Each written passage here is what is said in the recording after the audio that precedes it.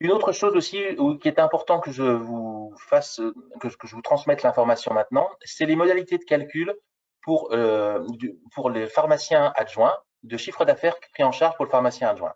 Vous savez qu'aujourd'hui, l'USPO, on a toujours dit, tout le chiffre d'affaires doit rentrer dans le calcul du pharmacien adjoint. Quand je dis tout le chiffre d'affaires, c'est bien sûr la parapharmacie, c'est bien sûr tout, puisque si on se sert de la croix verte comme étant un gage de qualité, tout le chiffre d'affaires réalisé par l'officine doit rentrer dans le chiffre d'affaires que l'on déclare pour le calcul du nombre d'adjoints supplémentaires.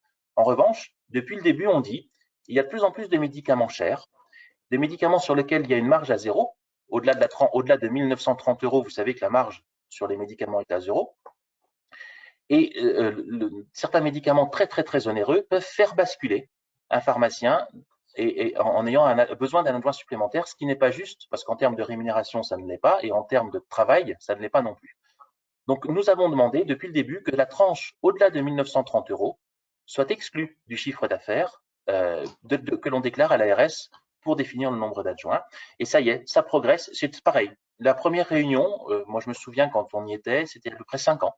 On a commencé d'en parler, ça a prospéré tout doucement, et ça y est, on y est. Donc là, il y a un consensus entre l'ordre, l'autre syndicat et le ministère pour que cette exclusion du chiffre d'affaires au-delà de la tranche de 1930 euros soit prise en compte de façon à ce que ce soit le plus juste possible le chiffre d'affaires que l'on va déclarer.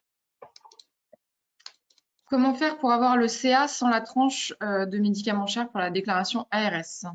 Eh bien, ça, on l'a demandé aux éditeurs de logiciels, c'est-à-dire qu'il doit y avoir une extraction possible qui se fera en excluant la tranche au-delà de 1930 euros du chiffre d'affaires que l'on doit déclarer.